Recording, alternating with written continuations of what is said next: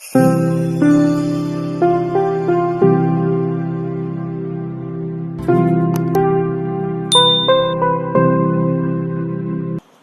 very good morning to all of you. Welcome back to our achievers YouTube channel. मैं हूं श्वेता और आज की इस वीडियो में मैं डिस्कस करूंगी 6 मार्च 2021 के इम्पॉर्टेंट करंट अफेयर्स के क्वेश्चंस को। एंड इसमें हम लोग देखेंगे करंट अफेयर्स के साथ साथ कुछ इंपॉर्टेंट फैक्ट स्टैटिक्स से related. So all over video आपके लिए काफ़ी इंपॉर्टेंट होता है। सो वीडियो को लास्ट तक देखिए बिना स्किप किए हुए, और अच्छा लगे तो अपना रिस्पॉन्स कमेंट सेक्शन में ज़रूर दीजिए। कैसा लगा आपको लाइक कीजिए, लोगों में शेयर कीजिए। ओके गाइज, तो चलिए स्टार्ट करते हैं आज का सेशन। आज का फर्स्ट क्वेश्चन देखिए, भारत और किस देश के शोधकर्ताओं ने झाड़ी मेंढकों की 5 नई प्रजातियों की खोज की है? Researchers from India and which country have discovered 5 new species of shrub frogs. तो रिसेंटली जो है मेंढकों की फ्रॉक की 5 नई प्रजातियों की खोज की गई है।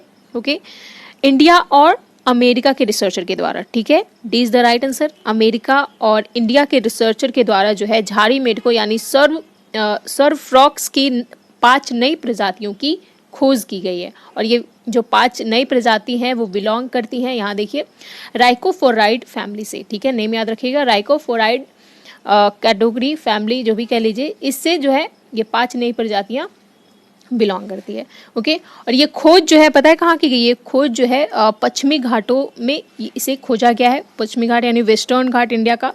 मेंढकों की इन प्रजातियों को पश्चिमी घाटों से खोजा गया है, जो विश्व स्तर पर मान्यता प्राप्त जैव विविधता हॉटस्पॉट है। वेस्टर्न घाट ये न्यूज़ में है, तो इसके बारे में आपको जानकारी होनी चाहिए। आपको पता होगा ये वेस्टर्न घाट जो है ये यूनेस्को वर्ल्ड हेरिटेज में शामिल है। 2012 में इसे शामिल किया गया था इस लिस्ट में। तो ग्लोबल लेवल पे जो है वेस्टर्न घाट रिकॉग्नाइज किया जाता है बायोडाइवर्सिटी हॉटस्पॉट के रूप में, मान्यता प्राप्त जैव विविधता हॉटस्पॉट के रूप में इसे ग्लोबल लेवल पे रिकॉग्नाइज किया जाता है। यानी यहाँ पे आपको वर्ल्ड का हॉटेस्ट बायोडाइवर्सिटी हॉटस्पॉट देखने को मिलता है। दुनिया का सबसे गर्म जैव विविधता आपको यहाँ पे देखने को मिलता है वेस्टर्न घाट में। ओके, और यहाँ काफ़ी नेचुरल वेजिटेशन यहाँ आपको देखने को मिलेगा, काफ़ी बहुत ही खूबसूरत है। एंड यहाँ हिमालय से भी काफ़ी पुराने जंगल हैं जो इंडियन मानसून वेदर को काफ़ी प्रभावित करता है। साउथ वेस्ट मानसून भी यहीं से आते हैं, वेस्टर्न घाट से। ओके, सो चलिए आप लोग बताइए क्वेश्चंस वेस्टर्न घाट से रिलेटेड। वेस्टर्न घाट इंडिया के कौन कौन से स्टेट में फैला हुआ है? 6 स्टेट हैं जहाँ वेस्टर्न घाट का पार्ट आपको देखने को मिलता है। तो आप लोग नेम बताइए कौन कौन से 6 स्टेट हैं जहाँ वेस्टर्न घाट जो है वो फैला हुआ है। ये मैं बता चुकी हूँ जब मैं वर्ल्ड हेरिटेज वाले वीडियो में वेस्टर्न घाट के बारे में बताई थी तब। सो नाउ आप लोग बताइए कमेंट सेक्शन में कौन कौन से 6 स्टेट हैं जहाँ वेस्टर्न घाट का पार्ट आपको देखने को मिलता है। ओके, नाउ मूव करते हैं नेक्स्ट क्वेश्चन पे। संयुक्त राष्ट्र महासभा द्वारा हाल ही में किस वर्ष को अंतर्राष्ट्रीय बाजरा वर्ष के रूप में घोषित किया गया? Recently which year was declared as international millet year by United Nations General Assembly. United Nation General Assembly के द्वारा जो है 2023 को इंटरनेशनल मिलेट ईयर यानी अंतर्राष्ट्रीय बाजरा वर्ष के रूप में घोषित किया गया है। किस वर्ष को? 2023 को। ठीक है, याद रखिएगा। और इसके साथ साथ जो है संयुक्त राष्ट्र महासभा द्वारा 2021 को जो है शांति और विश्वास का अंतर्राष्ट्रीय वर्ष घोषित किया गया है। दूसरा, सतत विकास के लिए रचनात्मक अर्थव्यवस्था का अंतर्राष्ट्रीय वर्ष के रूप में घोषित किया गया है। तीसरा, 2021 को फलों और सब्जियों का अंतर्राष्ट्रीय वर्ष घोषित किया गया है। फोर्थ वन इज बाल श्रम के उन्मूलन के लिए अंतर्राष्ट्रीय वर्ष घोषित किया गया है 2021 को। ठीक है, नेक्स्ट 2022 को देखिए। 2022 जो है ये आर्टिजनल फिश, आर्टिजनल मत्स्य और एक्वाकल्चर का अंतर्राष्ट्रीय वर्ष घोषित किया गया है। 2023 तो आप लोगों ने देखा अंतर्राष्ट्रीय बाजरा वर्ष के रूप में घोषित किया गया है। और 2024 को जो है ऊँटों का अंतर्राष्ट्रीय वर्ष के रूप में घोषित किया गया है। ठीक है, तो ये सारे पॉइंट आपको याद रखने हैं। यूनाइटेड नेशन जनरल असेंबली के द्वारा ये डिक्लेयर किया गया है। नाउ नेक्स्ट मूव करते हैं नेक्स्ट क्वेश्चन। हाल ही में किसके द्वारा प्रीपेड वाईफाई कनेक्टिविटी लॉन्च किया गया? Recently which prepaid wifi connectivity has been launched. तो ये प्रीपेड वाईफाई कनेक्टिविटी जो है ये लॉन्च किया गया है रेलटेल के द्वारा। ठीक है, रेलटेल के द्वारा जो है प्रीपेड वाईफाई कनेक्टिविटी को लॉन्च किया गया है। रेलटेल ने 4000 से अधिक ट्रेन स्टेशनों पर प्रीपेड वाईफाई सेवा नाममात्र दरों पर शुरू की है, यानी बहुत ही लो रेट पर जो है ये सेवा जो है ये सर्विस जो है प्रोवाइड स्टार्ट किया गया है रेलटेल के द्वारा करीब 4000 से अधिक स्टेशन पे। ठीक है, इस सर्विस के तहत जो है एक यात्री 4000 रेलवे स्टेशन पर, यानी 4000 में से कोई भी रेलवे स्टेशन पर जहां पे ये सर्विस प्रोवाइड की गई है वहां पे 1 MBPS गति से प्रतिदिन 30 मिनट मुफ्त में वाईफाई का उपयोग कर सकते हैं। ठीक है, ये रेल मंत्रालय के तहत एक केंद्रीय सार्वजनिक क्षेत्र का उपक्रम है, यानी रेलटेल जो है, रेलटेल के बारे में बात करें तो ये RailTel corporation of India Indian railway का एक उपक्रम है जो मेनली इंफॉर्मेशन और कम्युनिकेशन टेक्नोलॉजी से जुड़ा इंफ्रास्ट्रक्चर बनाने का काम करता है। ठीक है, रेलवे की इंफॉर्मेशन और कम्युनिकेशन रिलेटेड सभी ज़रूरतों को जो है रेलटेल पूरा करता है। ओके, नाउ आप लोग बताइए रेलवे बोर्ड के CEO चीफ एग्जीक्यूटिव ऑफिसर कौन है? इनका रिसेंटली ही जनवरी में आई थिंक इनका अपॉइंटमेंट किया गया है। ये VK यादव को रिप्लेस किए हैं, पहले VK यादव थे और VK यादव का ये स्थान लिए हैं। कौन है प्रेजेंट में CEO रेलवे बोर्ड के, ये आपको बताना है कमेंट सेक्शन में। ये आपका दूसरा क्वेश्चन था। नाउ मूव करते हैं नेक्स्ट क्वेश्चन पे। आयरन से भरपूर लाल चावल जो अमेरिका के लिए पहली खेप, सॉरी यहाँ खेप होना चाहिए, पहली खेप के रूप में रवाना हो रही है, वह भारत की किस घाटी में उगाई जाती है?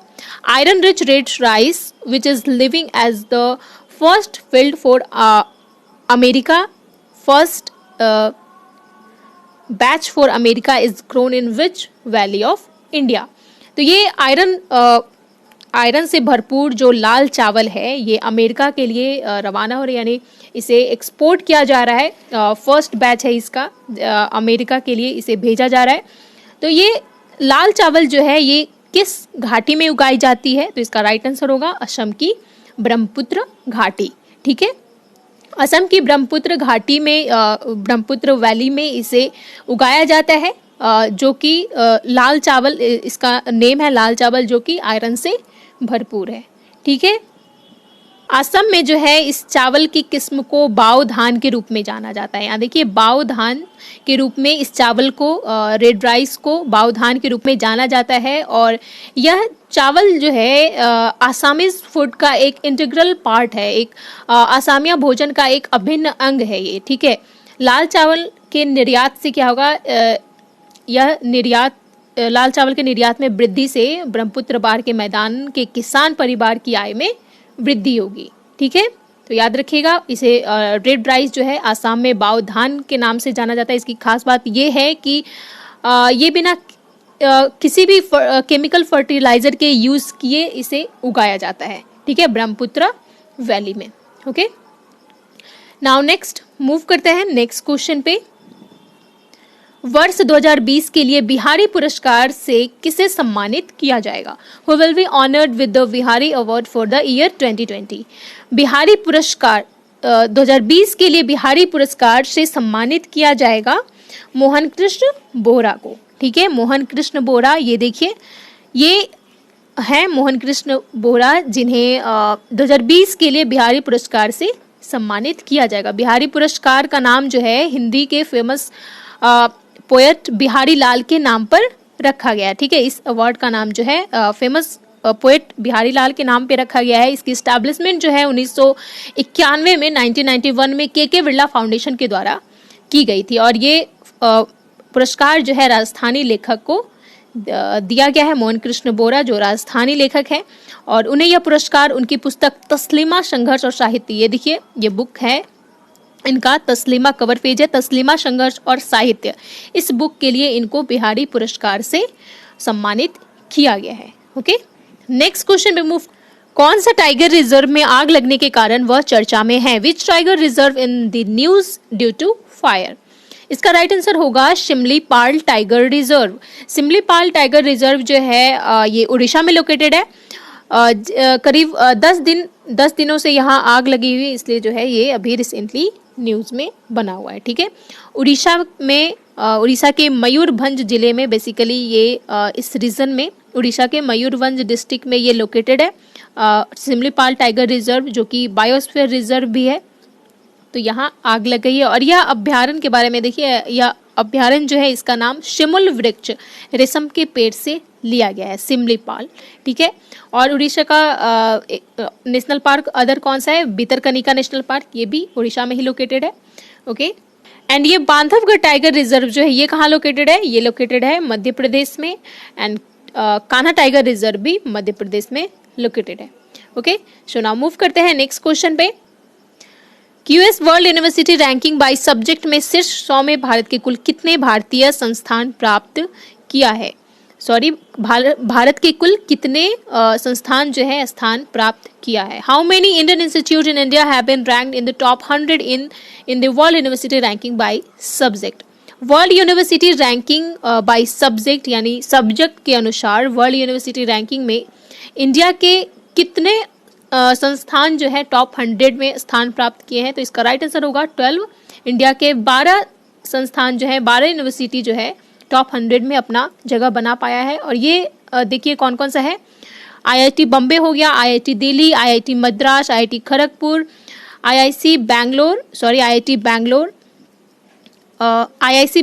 IIT Guwahati, IIM Bangalore, IIM Ahmedabad, JNU, DU and OP Jindal university. ये 12 यूनिवर्सिटी जो हैं ये टॉप 100 में अपना स्थान प्राप्त किए हैं in world university ranking by subject. Okay, now next question देखिए। ईपीएफओ ने वर्ष 2020-21 के दौरान कर्मचारी भविष्य निधि यानी ईपीएफ जमा पर ब्याज दर को कितने प्रतिशत पर बनाए रखने का फैसला किया है। The EPFO decided to keep the interest rate on employee provident fund deposits at what percentage during the year 2020 to 2021। इसका राइट आंसर होगा 8.5%। देखिए ईपीएफओ यानी एम्प्लॉय प्रोविडेंट फंड ऑर्गेनाइजेशन, ये ऑर्गेनाइजेशन के द्वारा जो है डिसाइड किया गया है एम्प्लॉय प्रोविडेंट फंड यानी ईपीएफ के इंटरेस्ट रेट को 8.5% तक रहने के लिए। ठीक है, अब ईपीएफ क्या होता है, एम्प्लॉय प्रोविडेंट फंड, ये क्या होता है, ये देखिए देश भर के जो भी कर्मचारी हैं, गवर्नमेंट ऑफिसर जो हैं, उनके द्वारा सैलरी के अलावा जो उनका सैलरी आता है उसके अलावा जो एक्स्ट्रा फंड बचत के लिए दिया जाता है फ्यूचर के लिए, उसे ईपीएफ कहते हैं, जिसका उपयोग जो है रिटायरमेंट के बाद किया जाता है। और ये ईपीएफ जो है, ईपीएफ स्कीम एक बचत योजना के रूप में स्टार्ट किया गया था कर्मचारी भविष्य निधि और विधि अधिनियम 1952 के तहत इसे स्टार्ट किया गया था। ठीक है, एंड ईपीएफ जो भी ये डिसाइड किया जाता है ईपीएफओ के द्वारा, EPFO employee provident fund organisation के द्वारा जो है ये सारी डिसीजन लिया जाता है under its central board of trustee, जो कि ministry of labour and employment के अंडर आता है। ठीक है, तो याद रखिए 8.5% जो है ये ईपीएफ का ब्याज दर रखने का फैसला किया गया है ईपीएफओ के द्वारा। नेक्स्ट मूव करते हैं। तो ये टेक्सटाइल पार्क, कपड़ा पार्क की स्थापना करने की घोषणा जो है ये गुजरात गवर्नमेंट के द्वारा लिया गया है। ठीक है, इसका राइट आंसर डी होगा।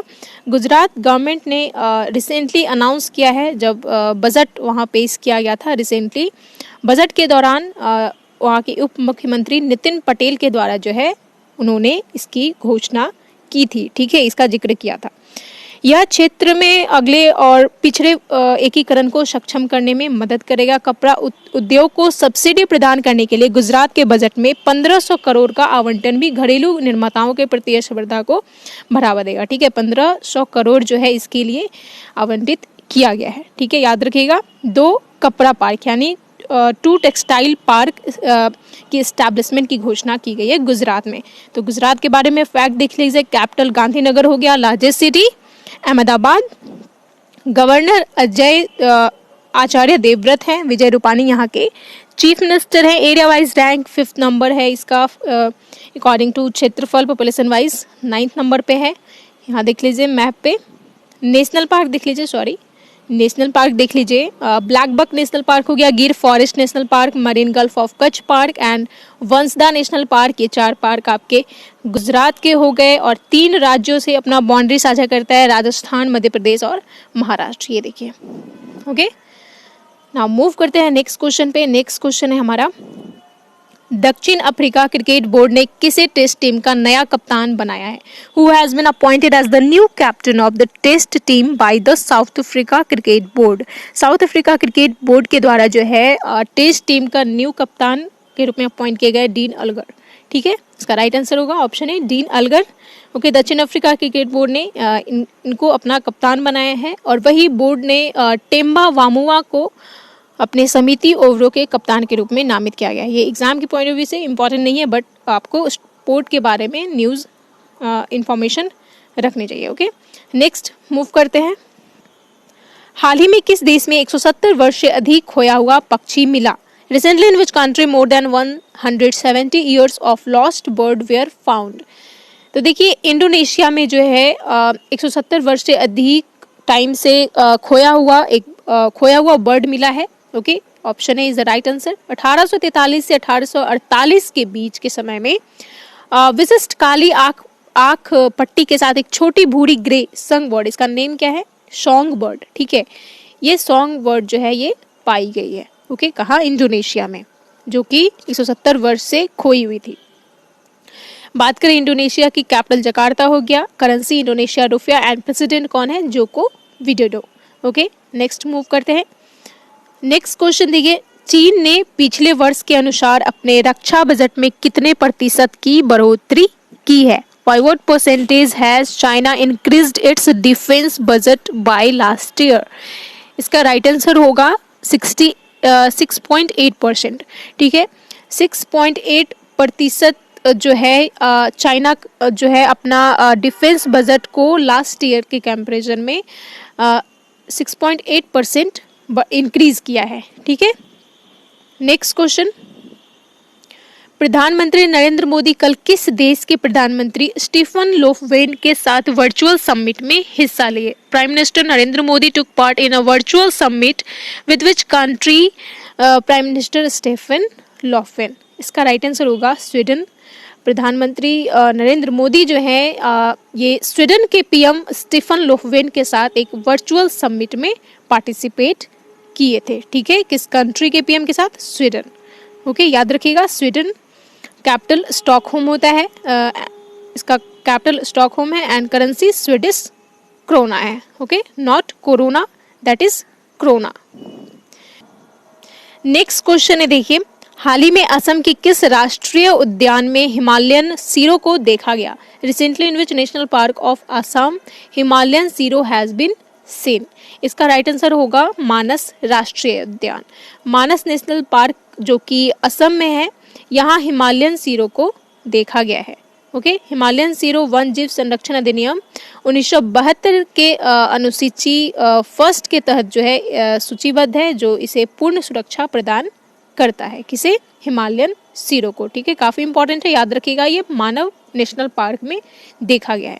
ओके, मानव नेशनल पार्क असम में ये हमारा वर्ल्ड हेरिटेज साइट में भी शामिल है। 1985 में इसे शामिल किया गया था वर्ल्ड हेरिटेज लिस्ट में।